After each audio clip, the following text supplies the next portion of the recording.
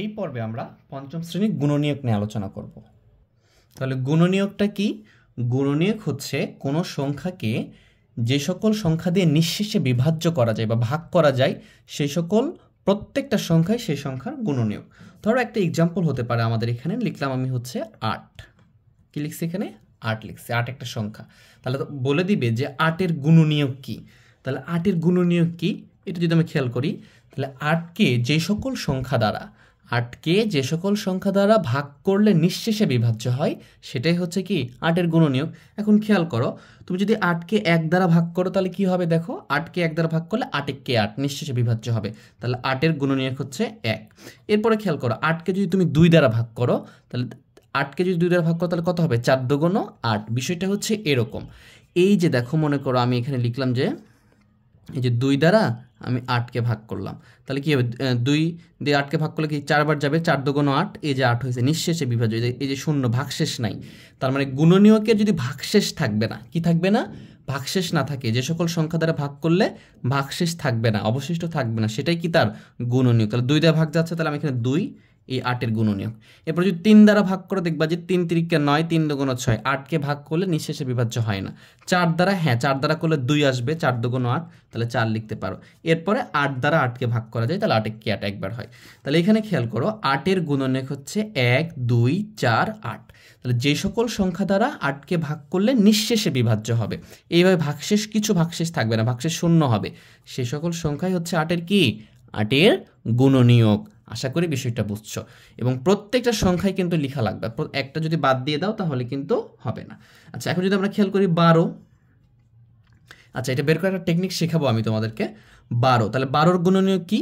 তাহলে 12কে দেখা যাচ্ছে তুমি যদি 1 দ্বারা ভাগ করো তাহলে 12 নিঃশেষে বিভাজ্য হবে। 2 দ্বারা ভাগ করলে 6 দুগুণ 12, তাহলে 2 দ্বারা নিঃশেষে বিভাজ্য হচ্ছে।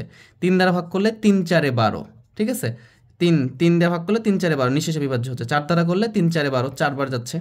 এবং যদি 6 দ্বারা করো 6 দুগুণ 12, হ্যাঁ 5 দ্বারা কিন্তু যাবে না, 7 দ্বারা যাবে না, 8 দ্বারা যাবে না, নিঃশেষে বিভাজ্য হবে না।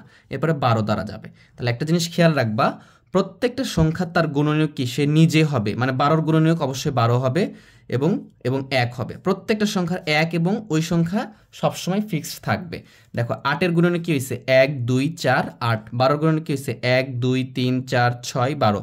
প্রত্যেকটা সংখ্যার গুণনীয়ক অবশ্যই ওই সংখ্যা নিজে তার গুণনীয়ক হবে, কারণ নিজে দ্বারা ওই সংখ্যা দ্বারা, মনে করো 12কে 12 দ্বারা ভাগ করলে তো নিঃশেষে বিভাজ্য হবে, এবং 1 দ্বারাও ভাগ করা যায়। এজন্য প্রত্যেকটা সংখ্যার গুণনীয়ক 1 এবং ওই সংখ্যা নিচে হবে, বাকিগুলো এগুলো হবে তার গুণনীয়ক। তাহলে এখানে 8 এবং 12 আমরা কি করছি? গুণনীয়ক বের করছি। এখন প্রশ্ন হলো যে আমি তো বুঝতেছি না কিভাবে করতে পারো, তো তোমাদেরকে একটা টেকনিক শেখাই কিভাবে 12-এর গুণনীয়ক বের করতে পারো। মনে করো এখানে 12 লিখছি আমি, দিয়ে ইকুয়াল দিবা। আচ্ছা, 12কে আমি কিভাবে প্রকাশ করতে পারি?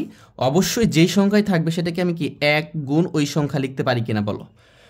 এখানে যে সংখ্যায় থাকুক তার সাথে যদি কি লিখি আমি 1 গুণ ওই সংখ্যা লিখি, কোনো চেঞ্জ হবে বলো? পরিবর্তন হবে? হবে না তো।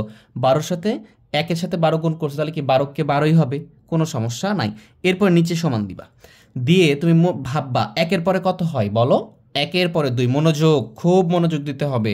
মনোযোগ দাও, একবারে মাথায় এমনভাবে গেঁথে দিব ইনশাল্লাহ, জীবনও আর ভুলবা না ইনশাল্লাহ। জাস্ট প্র্যাকটিস করতে হবে তোমাদেরকে কিন্তু, ঠিক আছে? তাহলে 1 দ্বারা 12কে গুণ করলো, বা যেই সংখ্যাই থাক তোমার এখানে, তুমি যদি এই সংখ্যাকে 1 দ্বারা গুণ করো তাহলে এই সংখ্যার কি কোনো পরিবর্তন হয়? হয় না, 12কে 12ই হয়। এরপরে খেয়াল করো, এই 12কে 1-এর পরে কত হয়? 2। এখন মাথায় ভাববা 2 দ্বারা কি 12কে ভাগ করা যায়? 2 কি 2, 2 দুগুণ 4, 3 দুগুণ 6, 4 দুগুণ 8, 5 দুগুণ 10, 6 দুগুণ 12। হ্যাঁ, ভাগ করা যায়। তাহলে কি লিখতে পারি? 2 গুণ 6, 6 দুগুণ 12 হয় কিনা বলো? তাহলে 12 সমান সমান 2 গুণ 6 লিখতে পারো না? অবশ্যই লিখতে পারো।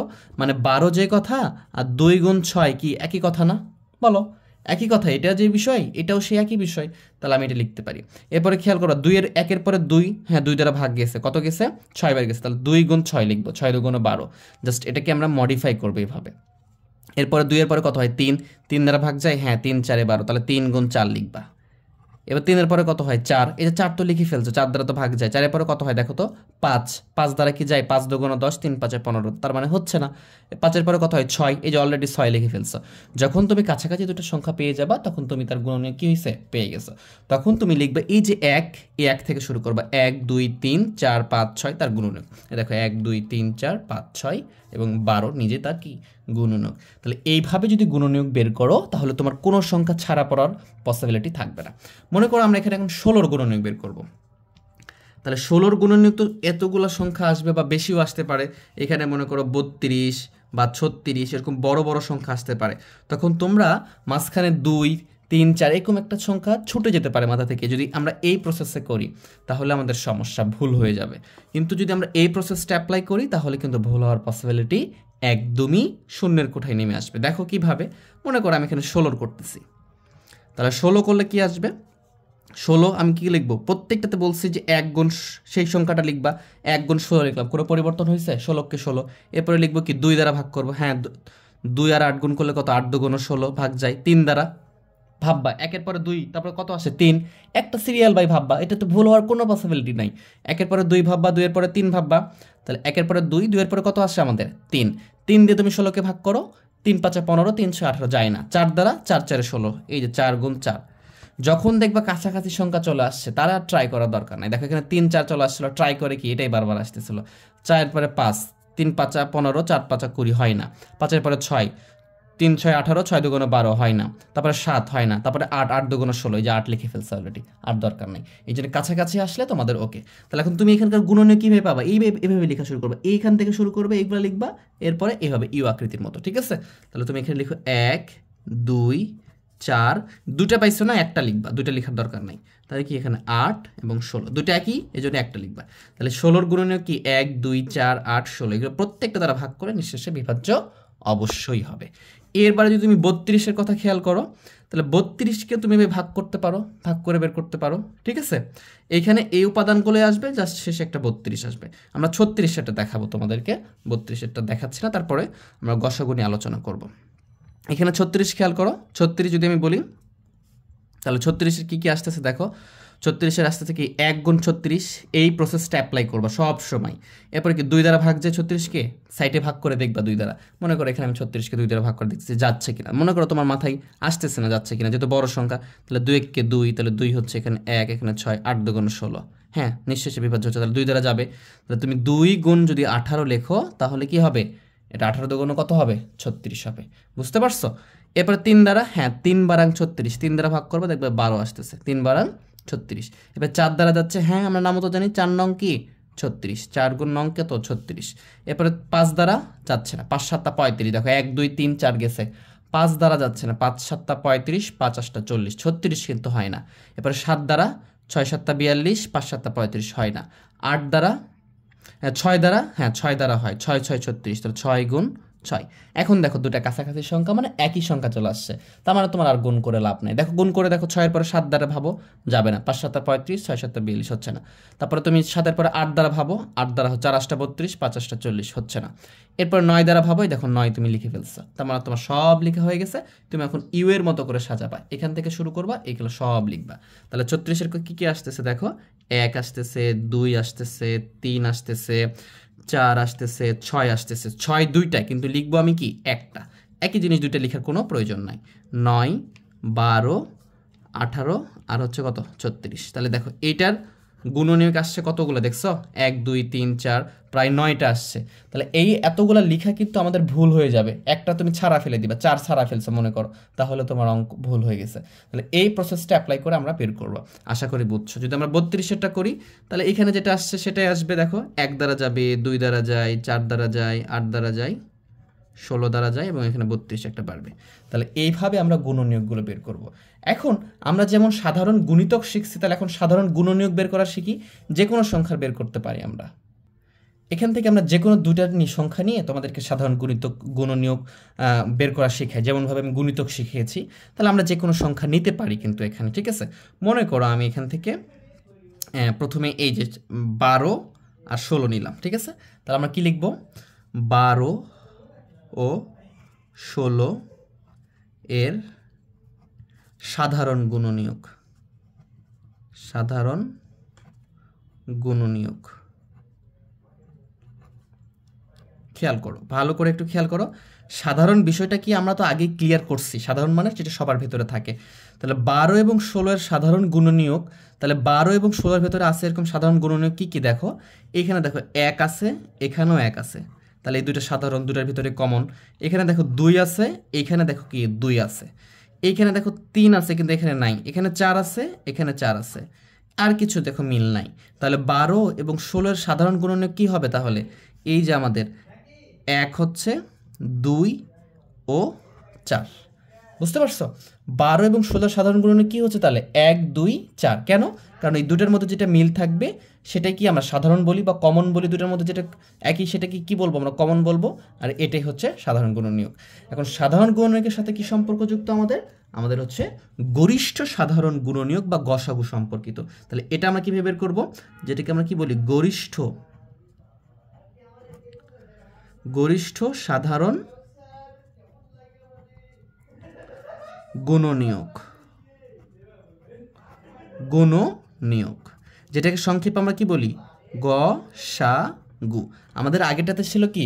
লসাগু। ভালো করে বুঝো, গুণিতকের সাথে লসাগু সম্পর্কিত আর গুণনীয়কের সাথে গসাগু সম্পর্কিত, কারণ গরিষ্ঠ সাধারণ গুণনীয়ক। তাহলে এখন যদি প্রশ্ন করা হয় 12 ও 16 এর গসাগু কত, তাহলে কি হবে?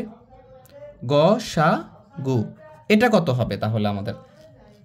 তাহলে এখানে আমরা এটা বোঝার চেষ্টা করি। যেমন ওইখান থেকে আমরা বুঝেছিলাম লঘিষ্ঠ মানে ছোট, গরিষ্ঠ অর্থ কি? গরিষ্ঠ অর্থ হলো বড়। গরিষ্ঠ অর্থ কি? বড়। এটাকে ইংরেজিতে আমরা কি বলি? ইংরেজিতে আমরা বলা হয় highest common factor. Highest common factor. গুণনীয়কের ইংরেজি হচ্ছে কি? ফ্যাক্টর, মানে সর্বোচ্চ কমন গুণনীয়ক, সবচেয়ে বড় গুণনীয়ক কোনটা? তাহলে ওইখানে লঘিষ্ঠ ছিল জন্য ছোট গুণনীয়ক নিয়েছিলাম, গুণিতক নিয়েছিলাম আমরা। আর এখানে গরিষ্ঠ মানে বড় বলছে, এই জন্য আমরা সবচেয়ে বড় যে গুণনীয়ক থাকবে সেটা নিব। তাহলে গসাগু কি হবে? সবচেয়ে বড় 4 আছে, তাহলে এখানকার গসাগুর উত্তর হবে কত? 4। আশা করি ভালো বিষয়টা বুঝতে পারছো। আমি আবার বলতেছি, দেখো এইখানে 12 এবং 16 সাধারণ গুণনীয়ক কি? যেটা দুটার মধ্যে মিলবে সেটা সাধারণ গুণনীয়ক। এখানে 1 মিলছে 1 নিয়েছি, 2 মিলছে 2 নিয়েছি, 4 মিলছে 4 নিয়েছি, আর কিছু মিলে নাই, তার মানে এটা আমাদের হচ্ছে না। এখন এখান থেকে গসাগু আসে, গরিষ্ঠ সাধারণ গুণনীয়ক। তাহলে 12 এবং 16 গসাগু কত? আমরা অঙ্ক করা লাগবে আমাদের এটা। তাহলে গসাগুটা কত আসবে এইটা আমরা এইখান থেকে, এই গসাগুর মিনিং থেকেই পাচ্ছি আমরা। এর অর্থ কি? গরিষ্ঠ মানে সর্বোচ্চ, বড়। সেই জন্য আমরা এই সাধারণ মানে সর্বোচ্চ, গরিষ্ঠ মানে কি? বড় সাধারণ গুণনীয়ক, মানে এখান থেকে সবচেয়ে বড় যে সাধারণ গুণনীয়কটা পাবা সেটা হবে গসাগু। আমরা কি করছিলাম? লসাগুতে পেয়েছিলাম লঘিষ্ঠ ছোট, তাহলে ছোট সবচেয়ে ছোট যেটা গুণিতক ছিল সেটা নিয়েছিলাম। তাহলে গসাগুতে বড়টা নিতে হবে, কারণ এটা গরিষ্ঠ। আশা করি বিষয়টা বুঝছো। আমি যদি আরেকটা তোমাদেরকে দেখানোর চেষ্টা করি, এই যে 32 আর 36 যদি দেখাই, এখন খেয়াল করো, 32 ও 36 এর যদি বলি আমরা কি? সাধারণ গুণনীয়ক বের করব। সাধারণ গুণনীয়ক বের করতেছি, দেখো গুণনীয়ক মনে করে বের করতেছি। তাহলে এই দুটোর মধ্যে কি মিল আছে? দেখো এই যে 1 মিল আছে, তাহলে 1 হবে, 2 মিল আছে 2 হবে, 3 কিন্তু এখানে নাই, 4 মিল আছে 4 হবে, 6 কিন্তু এখানে নাই, দেখো 8 12 আর কিন্তু কিছু মিল নাই। তাহলে আমরা এখানেও লিখব 1 2 আর 4, একই হয়েছে দুটাতেই। বুঝতে পারছো? হতে পারে দেখো আর কি দুটার মধ্যে কি কমন কিছু আছে? নাই তো, মিল নাই তো। এখানে 32, এখানে 36, এখানে 16, এখানে 18, এখানে 12, এখানে 8, তো মিল নাই, নিতে পারবো না। তাহলে এইটা যখন নিয়ে নিব তখন আমি বলতে পারি যে 32 এর সাধারণ গুণনীয়ক হচ্ছে 1 2 4, আর এখানে 32 ও 36 এর গসাগু হচ্ছে কত? গসাগু। তাহলে সাধারণ গুণনীয়ক যেটা সবচেয়ে বড় সেটাই তার কি? গসাগু। তার মানে এখানেও উত্তর হচ্ছে কত? 4। তাহলে এটা এখানে উত্তরও 4, এখানকার উত্তরও 4। আশা করি বিষয়টা বুঝছো। যদি বেসিক বিষয়টা বুঝে যাও, ইনশাল্লাহ আমাদের অঙ্ক করতে খুব সুবিধা হবে। সামনের ক্লাস থেকে আমরা অনুশীলনী অঙ্কগুলো করব। সবাই ভালো থেকো, সুস্থ থেকো, আল্লাহ হাফেজ।